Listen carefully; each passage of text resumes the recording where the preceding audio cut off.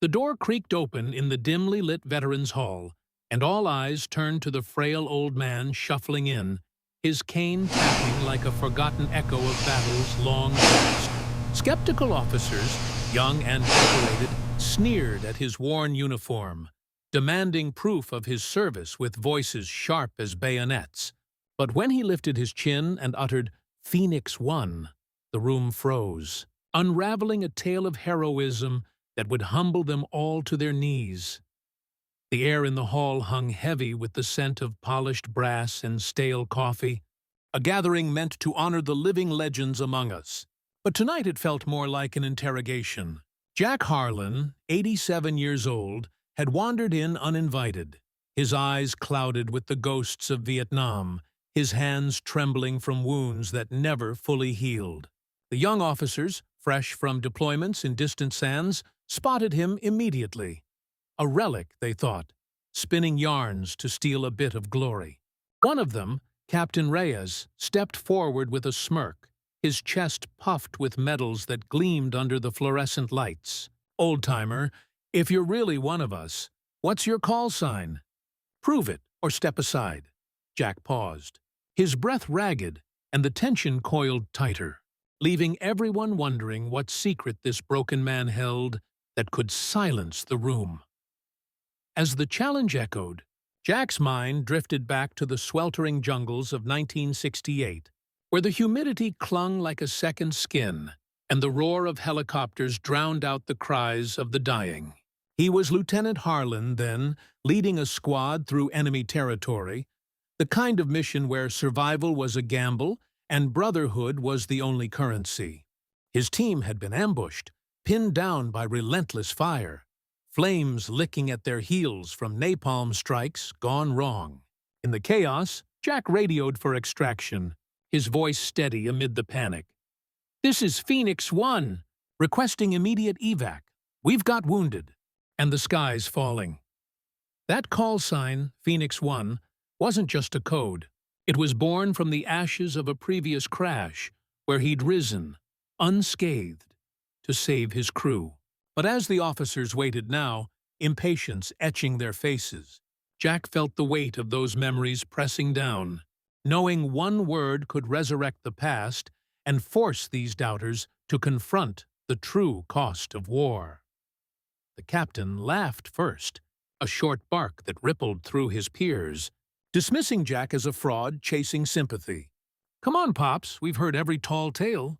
Phoenix One sounds like something from a movie." Jack's lips tightened, but he didn't flinch.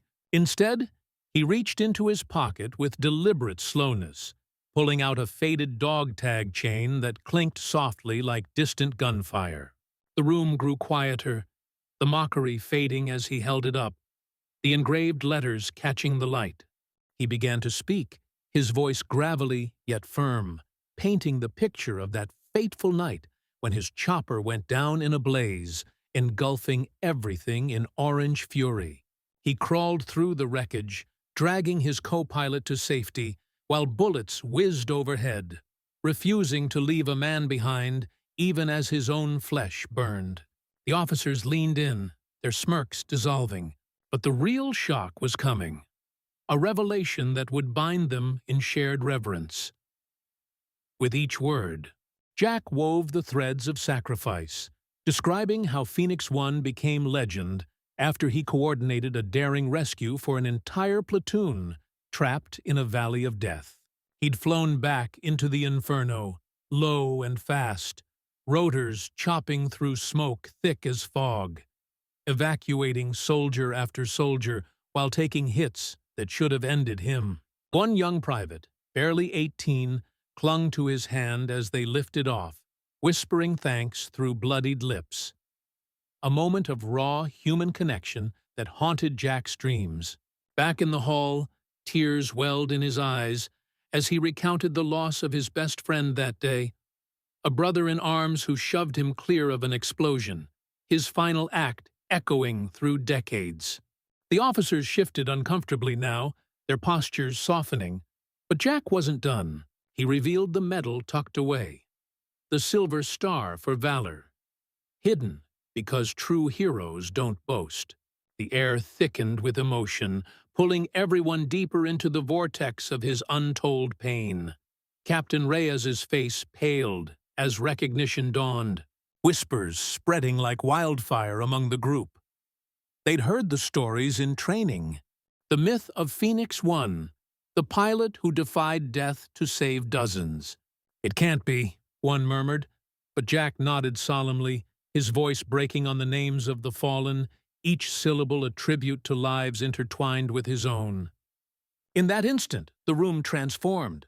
The young officers saw not a frail elder, but a titan whose scars mapped out the roadmap of freedom they now guarded.